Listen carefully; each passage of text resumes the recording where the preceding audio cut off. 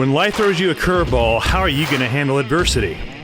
Welcome to the Fearless Mindset Podcast, where you're about to go on a journey as I interview security, business, and entertainment leaders on what it takes to stay fearless. I'm your host, Mark Ledlow, and enjoy today's episode. If you're just tuning in, this is the second part of our first part series with Sandra. How do you pronounce your last name? Stibbards? Stibbards.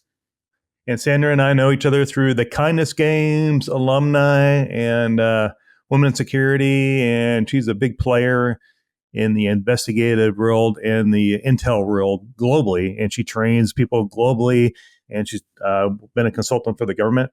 So she is a big deal. She knows many of the high-powered folks that I know, and she supported us at the Top Golf Fearless Mindset Mixer we did in Las Vegas a few months back.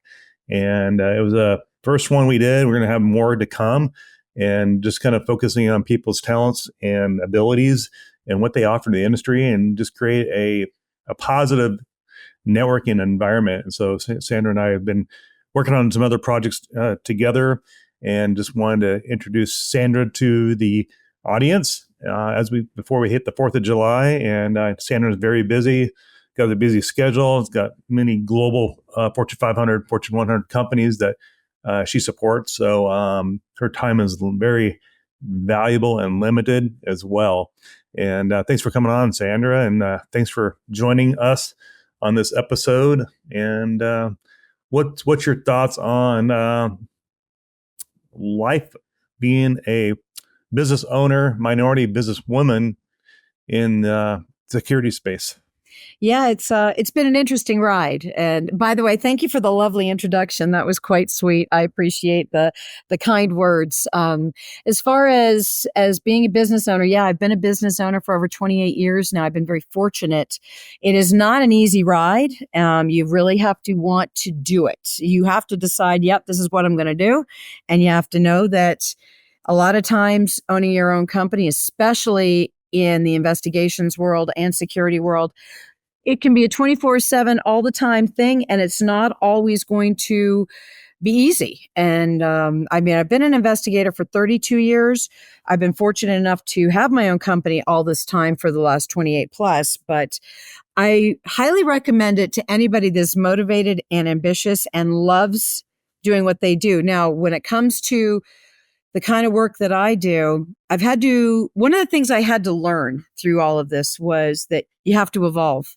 Every few years, there's something I'm integrating, I'm changing, I'm adding, updating, I'm creating new things for my business and what else I can offer. So you can't just stay in one role and just stay there, because if you do, you will become stagnant and you will fade. You have to stay with the times. You have to make sure that you're keeping up with what other people are doing and staying relevant. So I've been very fortunate in that aspect, because some of the things that I learned was making sure that I get out there and network. And sometimes I don't think people realize just how important it is to be connecting with our colleagues like you and I did, Mark.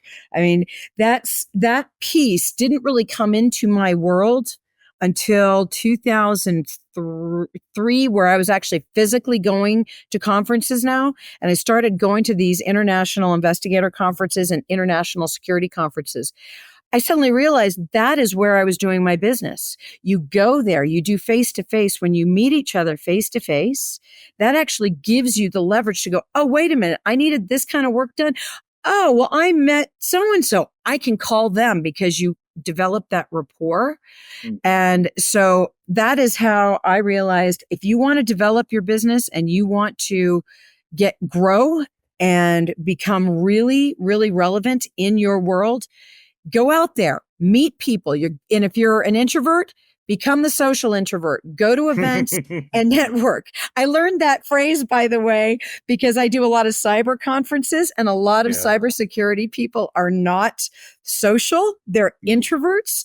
But part of I spend time. I am part of the Red Team Village at DEF CON, and they're the coolest people, and they're so fun. And I'm the weird one out in all these cyber conferences because I'm the human side and they're all techie and brilliant, right? And I was Sure. asking one of them last year, I said, you guys are just always so fun and so outgoing. And she looks at me and goes, Sandra, all of us are social introverts. We are like, when we come to DEF CON or to any event, we become social, but we're all introverts. So the only time that we're social at all is here, and then we go home and we never talk to anybody ever again. So I thought to myself, that was extraordinary, but it's a really good learning lesson for me because I'm very social, but a lot of people aren't. So you might have to get out of your comfort zone to grow your business. And the other thing that you can do that I learned, and I learned this very quickly about 15 years ago, volunteer within organizations and associations. Put yourself out there with the big players, because when you volunteer, when you're giving something to them, you will get back. All right. That has been a really big thing for me with ASIS for 15 years. I've been a volunteer leader, and I made so many contacts and have so many network connections due to volunteering. And I know people all over the world through ASIS alone just because of that. And I'm talking about the big fish. And it's because they're volunteers too.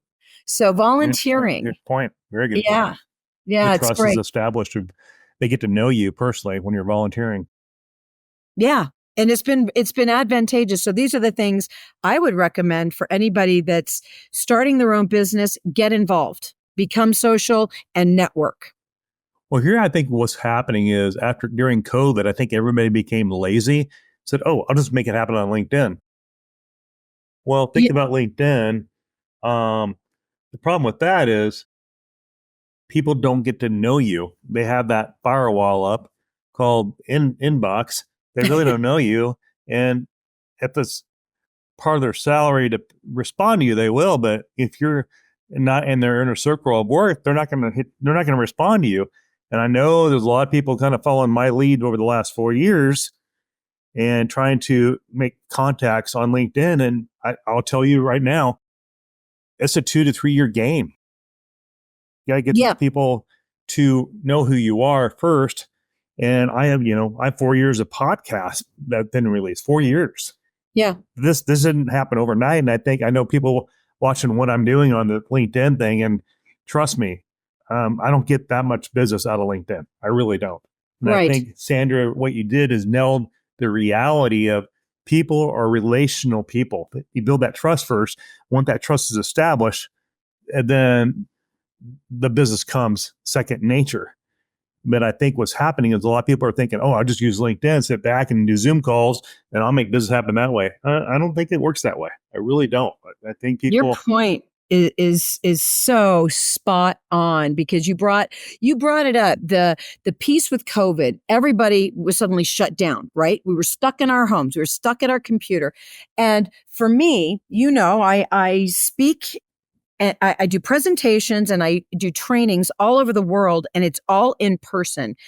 And when they shut us down and I was stuck in this little hole, which is how it felt, all of a sudden we're having to do Zoom calls, and I'm going, I was in miserable status, because not just because it was COVID, but I couldn't see. I mean, I didn't even care if you turned on the camera. I'm not with you. It's like watching TV or something. I'm not connecting with you.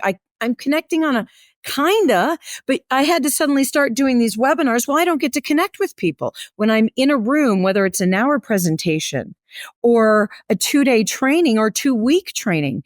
I'm in the room with the people. We're all connecting. So it's not just me connecting with the people that are attending. They're also connecting with each other. And it becomes one big free for all, so to speak, if you know what I mean. We're all engaged because we're human. We need connection, and doing it through, these not podcasts, the Zoom calls, like the webinars, and we're doing trainings like that you just don't get that connection. So yeah, you're right. I think it got lazy because then people just wanted to stay in that element. What they're forgetting is you do need, like companies, you do need to send your people to conferences. You do need to send your people to trainings. You do need to get them out, because the socialization, you then know each other face to face. And then you actually feel like you can develop business together. Because that moment where you're either just, you set up a meeting at the conference so you can talk for 30 or 45 minutes. When you're sitting there face to face, you feel each other's the air and the aura about each other, and you get the vibes, and you don't get that vibes, over Zoom. the chemical they give off, or that Yes, yes, self-confidence they have or they don't have, or are they really bluffing on who they really are?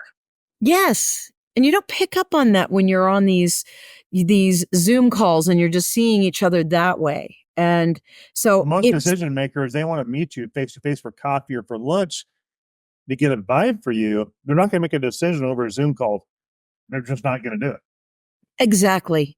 So I think that's a huge piece of our businesses and our business development.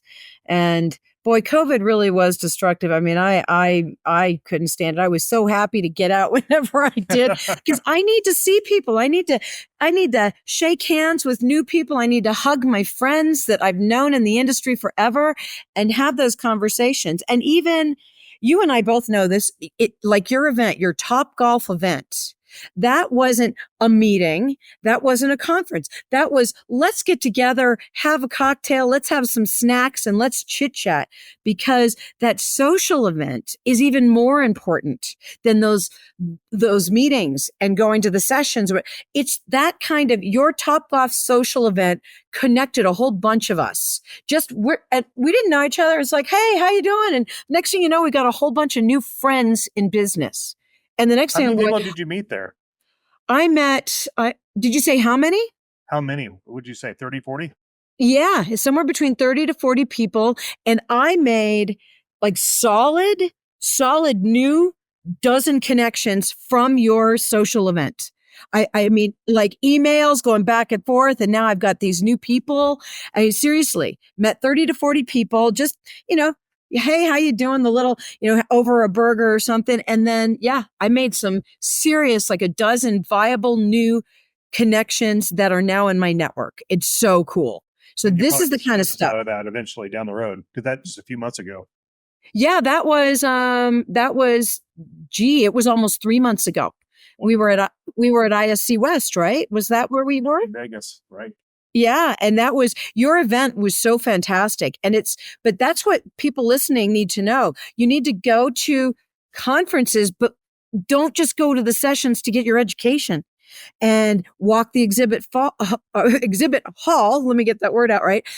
That's a good place to meet. But really, you find the social events like what Mark did, because that Top Golf event brought a whole bunch of us together, and you sold out, and we all had a blast, and we all got to know each other. I mean, that's the business part of it. Everybody came out, everybody had a blast. We did a few interviews. And speaking of which, we are working on a project in Orlando, GSX, and we'll be making an announcement as we schedule when and where. But it'll be a 2-hour event like we did at Top Golf. Not sure where it's going to be at. It'll be in Orlando, but it's not going to interfere with anybody else's stuff. And we got the blessing to do it. And that's awesome. That's all I'll say. But I'll be working with Sandra to coordinate an event like that. And we're going to probably do a little mock interviews, probably get a banner on the side with some sponsors on the side. And we'll be announcing that here probably next month or so on where we're going to have it, where we're going to do it. And hey, it was a success at Vegas. Well, might as well make it another success again and start doing it the Fearless Mindset next year. Absolutely. And, we'll have a camera guy there doing interviews, have the banner so you can do your picture taken and promote your businesses or your entity or whatever you want to do. And we'd look forward to do that sometime in September. So, hey, how long are the interviews you're doing when you're doing that? I'd say we'll probably do it under 5 minutes. And they can use that then to market their companies, right? Yep, we already did one for Catherine Luther and Mario, her husband, in Colorado. We just dropped one as an experiment on LinkedIn just to showcase them. Yeah. So they showcase their businesses, what they do, and what their offerings are. That is so cool. And what's cool about this kind of event that you're going to be doing, and I'm super excited to be a part of it. What's really cool about that is it doesn't cost anybody anything to come. They just have to register ahead of time so they have their spot. But anybody that comes can literally do this interview with your professional camera person, and then they have they've actually done a promo link that they can put out there, and it didn't cost them anything, and they probably still got a cocktail and a snack. Yeah, cocktail and a snack, and then promoted their company. And so I think that's so cool, Mark. You got to think outside the box, and the industry is getting tighter out there. You got to do things a little different from what everybody else is doing. And we have a few people that had mentioned they want to sponsor that. So if you're listening, if you want to sponsor that, love to chat with you. And we're just going to, try to cover the cost. Not trying to get rich off this, just trying to bring people together under the Fearless Mindset Mixture. And yeah, I'm more than happy to have some sponsors on that and meet some folks. It only takes, one contact for you to grow your business. It sure does. And that's why people need to go to the social events at any conference that they go to. Yeah, it's about making new friends. Friends do business with people they trust and that they like. That's just how it goes. And I think people have gotten lazy over the last few years, and they feel like, oh, I just sent an email, I'm going to get business. It doesn't work that way at all. People got to trust you that you have their back. And that's exactly it. It's funny that you say that, because I only work on referral or with those that I have met that I know I can trust. And so I keep a very closed network it's extremely international, but the reason I do that is because, people will say business isn't personal. I completely disagree. Business is completely personal, because the only way you're going to be able to do business and do it right is when you know the people that you're dealing with. And you have to know them well to be able to trust them and count on them. So that makes it personal, because you have to be able to I want to know that I can see your face in my head if I'm making a quick call to you. I want to be able to picture your face. I want to go, oh yeah, John, I remember when we talked and da-da-da. It's because we met in person or because somebody introduced us in person. That is the key. So yeah, that's when you know that you can count on somebody. So that's why I love these social events, because that's when we know we can trust somebody and we get to know them. And by the way, my podcast team had to cut it and made some edits to all the interviews we've done. So we'll be dropping one a week on LinkedIn and social media platforms, so you get a taste of what we did. And next time, I'm not going to be doing the interviews. We'll have somebody that professionally does that, so it looks more polished. I'm sure guys and gals would rather get interviewed by real journalists. So we're working on that through a contact I have in a media company in DC. So we're working on that as well. So it'll be a more polished, high scale, high level mixture. And it'll be interesting to see how it comes together. But that mixture in Vegas was the kickoff of the rest of them. And then we're going to probably start doing some podcast master classes down the road. And I'm actually formulating a media company as we speak, and going to be headquartered in Texas in addition to my security company. Very cool. You got to be diversified in business. As you do. Sandra, you got to be diversified. You do intel, you do PI work, and you do all kinds of things. Yeah, I have a variety, that's for sure. Whether it's, everything is surrounding financial fraud and crime, but the business espionage piece and training companies to protect themselves against it.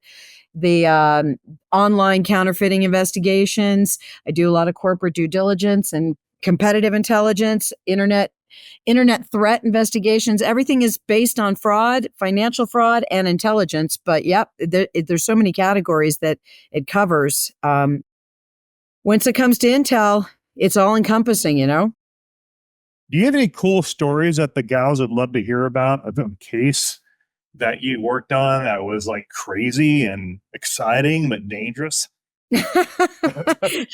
Well, I have. So I've only had one where it could have potentially been dangerous, and because for your life.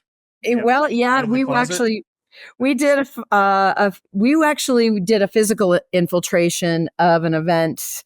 I can't really give the details of much of anything, but I'll give you another case that was more simplistic, but just to give you an idea. The one time it was dangerous, I was in an international situation, and we were it was a counterintelligence investigation and in the aerospace world. And we were attempting to determine, first of all, how the trade secrets were being, get released from the company. But then we were also trying to determine the buyer.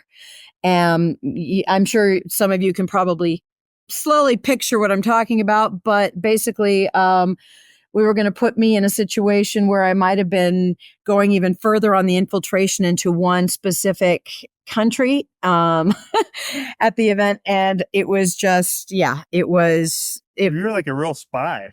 I'm a real spy. Yes. People don't really know that. 007, Mrs. 007 with a gun. Well, I don't have a license to in a Porsche with Tom Cruise going down the street. I definitely, people don't know this general side of me. I guess it's not that general, but yes, I do things like that. And so that was the one time I was in a dangerous position. Contract. But the rest of the time, it hasn't been dangerous, but we do infiltrations, it's basically called red team attacks. I do those. That's, part of the human aspect of everything. That's why in cyber, I'm part of the red team villages. I'm a red teamer is what you call it, whether it's in the human world or when I'm with the cyber people, I can relate to them. It's all infiltration, but, a basic story that is still kind of cool, which is more recent, just to give you an idea of something I would do. I was helping a doctor because they were trying to bring somebody in. So this is more of a corporate due diligence thing, but it got very interesting because they were trying to bring somebody in that was going to be handling everything in the office, including all the money and the accesses. So, it was a big deal. They needed to make sure this person was a good person. And they had done this one of those basic online $50 searches, criminal search. And I talked to him and I said, look, that is not what you want to be doing. And I said, you need to be hiring an investigator that actually is digging deep and making sure everything is okay. Right. And so I said, look, I'm going to do this for you the first time for free so you can see the difference. And first of all, I found the criminal records that little company didn't find. And the guy, had a case of 20,000 plus financial fraud. So they were relieved that I found that.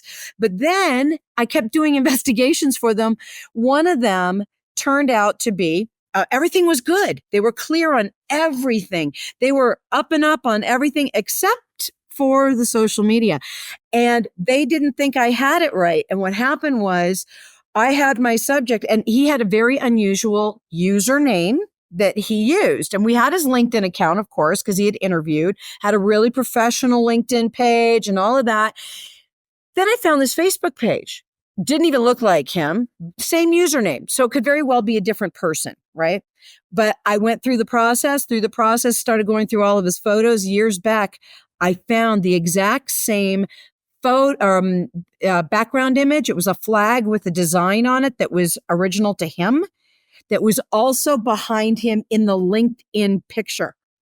So he had it as a photo in his Facebook page from a few years earlier, the exact same flag with the design, and it was behind him in the link. So I knew it was my guy, but he looked totally different on the Facebook page, and he was completely militant and dangerous. And I'm like, when I sent the report to my client, he calls me and says, Sandra, these are two different people. And I said, okay, we're going to walk through this. And so I showed him and I walked him through and I said, keep scrolling through the images. And then he found the photo. And if it weren't for that one mistake that this guy had made, they would have never realized it and probably would have hired him because the rest of his background was clear. He was good, but he was militant and you don't want that in your office, obviously. And he was hiding that other identity that he maintained. Isn't that crazy? It's crazy. You just figured out who it was. That's crazy. Yeah. And you would have never found it. You snipped him out. I did. And nobody would have believed me. Nobody. But I had that one nugget. The one nugget. One little nugget. Yep. You're like a black lab that keeps on digging for that gopher in the ground. You're just I'm a vicious dog. I am. Or maybe I'm a wolf. You're the wolf. I am. The wolf. I, pack with the sixth sense. but that's you have why to I'm be very, that way in your industry. but that's why I'm the teaching of the open source intelligence stuff. That's why I've been teaching it for so long, because when I teach it, a lot of people out there are teaching open source intel, but we're all teaching it from different perspectives, right? It depends on what industry you're from as to how you're going to teach it. What I teach, first of all, you can probably, everybody listening can tell I'm like a cartoon character. I'm very animated. So you're never going to be bored in the training. I promise you that. But I also make it very user friendly. I give use cases on all the things I teach. But the point that I want to make is I'm teaching it from the perspective of a financial fraud and crime investigator. So I'm teaching it where I get the case and I don't have anything good on the person, or I'm trying to find that really bad piece where they're hiding it in every way possible. So I'm giving people the insight to start with nothing and come up with one nugget that can then snowball into everything you need to know. So it's very different perspectives on how I teach as opposed to a lot of other people. But knowing how to do open source intelligence is a key factor in this security world right now for, like, the protective intelligence aspect of it. This is so important. And so we're kind of going back to what we were talking about in the first part of the first half hour, and that is making sure you're implementing training, or somebody like myself, where you are gathering everything you need to know to protect, whether it's protecting your client, the entire company, protecting the person that you're going out on the executive protection detail, protecting their families, knowing all of the vulnerabilities of the routes that you're going on, vulnerabilities of cities and locations you're going to, being sure that you know the laws when you go there. All of these things, you need somebody that's going to teach all of your people these things. And your people in the field need to know this stuff too, just so you know. They need to be able to look stuff up quick when they're in a situation. So educating and training on open source is it's a great head start. And then the human aspect of protecting everything is part of that piece that I teach. And speaking of teaching, you're giving a course in San Francisco Bay Area in a couple of weeks, right? I am. It's actually, what day are we? Tuesday? Yeah, it's going to be 2 weeks from Thursday. It's a 2-day open source intelligence training that is an open registration if you want to register for it. It is 2 days on July 18 and 19, and it's going to be at Dolby Labs in San Francisco. And then I'm also doing another 2-day open source intelligence training that's also an open registration mid-August in Florida. It's on August 15, 16, and that's just north of Orlando in Ocala, Florida. So you can find all the trainings on my website, which is opensourceintelligencetraining.org, or you can always just reach out to Mark or me and ask for the details. But yeah, 2 trainings, one on the West Coast, July 18, 19, and then one on the East Coast, August 15, 16. They're both Thursdays and Fridays. That way you can fly in and do a long weekend. There you go. Yeah. And folks, if you didn't get that, I'll have my team put that in the notes, in the podcast notes, and then LinkedIn as well. So you guys can click it and sign up and get trained by Sandra. So don't worry about that. I'll have my team find that and put those details in the notes. So you just click on it, you'll find it. Thank you. Not a problem. Part of the thing we offer for our guests, many of the things we offer. Yeah. With that said, we're going to the 4th of July weekend. Actually, 4th of July is this coming Friday. Thursday, actually. It's Thursday, so people are taking Friday. Well, let's be honest. Most people took the week off. Did you notice that? People were leaving town last Friday. Holy cow. Like, that's kind of smart. Okay. Yep. And the 19th day, everybody's taking off 3 days off. That, like, there's so many holidays in the summer. It's like, when do we get business around here? And I'm like, wait a minute.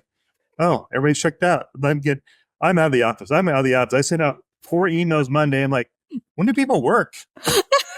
I'm running a business. I don't get time off. That's the one thing when you have your own company, right? We don't get time off. No. And so I was like, oh, wait, forget it. Why even bother this? But it is a payoff to have your own company. It really is. It's a payoff. It really is. The blessings are huge, the impacts you make, and people you get to meet. and this is impacting the industry you make. I mean, heck, I got a podcast. I got Ledlow Security Group, which sponsors the podcast. Yeah. And, we're a global company now.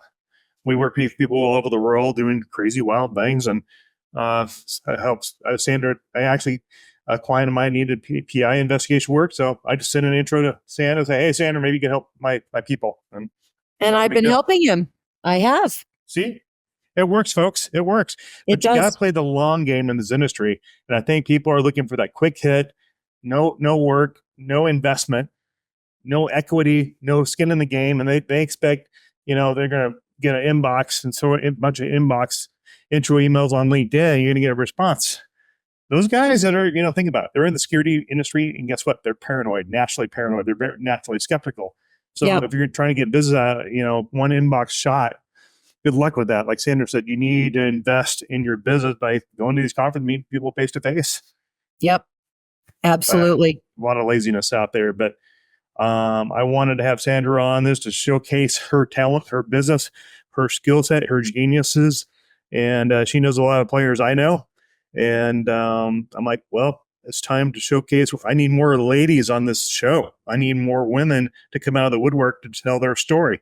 We've had enough males on this show. We've had plenty. And well, I'll get you a few. How is that? Because I know some spectacular women that are business owners and are doing incredible things in this world. So I'll make sure I introduce you. And this show is called the Fearless Mindset Podcast. It's not strictly security, folks. I know everybody think it's called the Bodyguard Podcast. I'm like, wait a minute. Where does it say Bodyguard Podcast? It's the Fearless Mindset. So it can be about anything in, life. Yeah. And it's important. Yeah, it's important to showcase because everybody deals with fear one way or another. And when I titled that, the Fearless Mindset, it was about my dad, honoring my dad who had brain cancer and about ready to pass away. That's how the title became what it was. That's a great title, and I'm sure your dad would be honored with that. Yeah, he'd be laughing like, I can't believe that podcast is doing what it's doing. I'm like, he'd be laughing. He'd think it'd be hilarious. But yeah, folks wanted to have Sandra on to tell her story, to share her story to the audience. And I just found out we are on the verge of hitting 30,000 listeners in 4 years. Congratulations, Mark. That's spectacular. Thank you. Yeah, it's been a lot of work. People think I make money on this. I don't. I really don't. I don't have any sponsors because I choose to do it this way. That way I don't feel pressured by the sponsors to, bring them money. I just don't want that pressure. I like the freestyle and the ability to add value to the industry and many other people. And eventually, maybe someday we'll get down there, but it's all because of guests like Sandra coming on the show and me, other guests that made the show. And so you don't have to be a celebrity to come on the show. If you have a great story like Sandra's story, you just be an average person. You can be an average Joe, they always say, or an average Jill. I love it. You don't need to be anything spectacular. You don't need to be a celebrity. Everybody has a story of overcoming a fear in their life, fearless mindset. And Sandra's been pretty fearless in her approach in business. She's been in business 25 plus years, and look what she's doing. So if you're listening to the show right now, Sandra, where can people find you? Yeah, they can find me at opensourceintelligencetraining.org, or they can find me at CamelotInvestigations.com.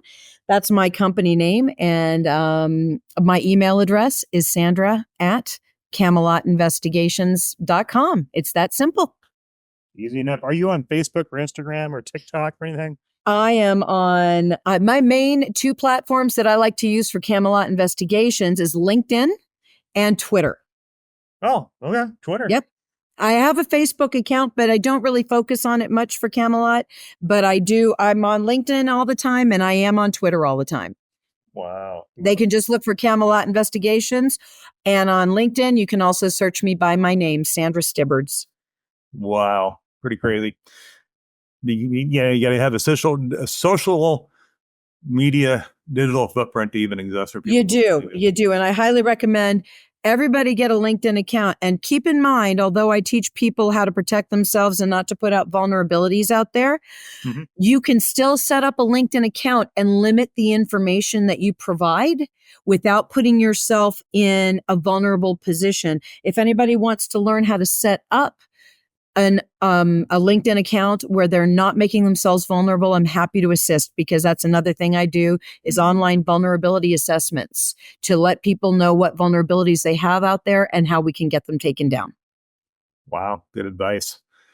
Well, any parting words to the audience, Sandra, before you go off to your 4th of July weekend and wherever you are? Yep. The one piece I would advise everybody, get into your own business. It's worth it. And remember that you need to have a niche focus. You need to have one niche that is yours. And if you develop a niche, you're going to do great things. And stay focused, work hard, and it'll pay off. Great advice. And folks, thanks for tuning in. You can find us on YouTube, the Fearless Mindset Podcast. You can find us on Facebook, Twitter, under Mark Ledlow, and Instagram, the Mark Ledlow. And if you're listening on YouTube, please hit the thumb, ring the bell, and subscribe. That helps with the algorithm as well. And thanks for tuning in. Have a great 4th of July weekend, everybody. And we will see you on the next episode. And we'll let you know when we hit that 30,000 listener level. And we'll make an announcement on that. We'll see you on the next episode. Thanks for tuning in.